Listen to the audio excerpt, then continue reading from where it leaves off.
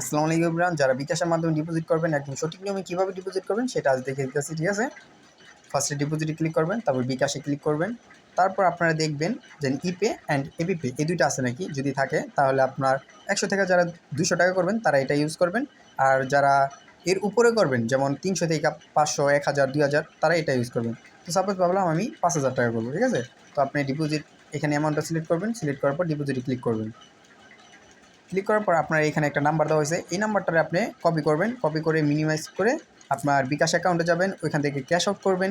Cash out করে আপনার transaction ID এখানে সাবমিট করবেন। সাবমিট করার পর আপনি সাবমিটে ক্লিক করবেন, সাবমিটে ক্লিক করে কনফার্মে ক্লিক করবেন।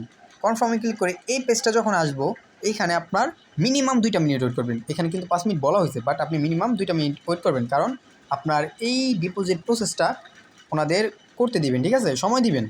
অনেকে কী করেন সাথে সাথে ব্যাক করেন, এগুলো করবেন না।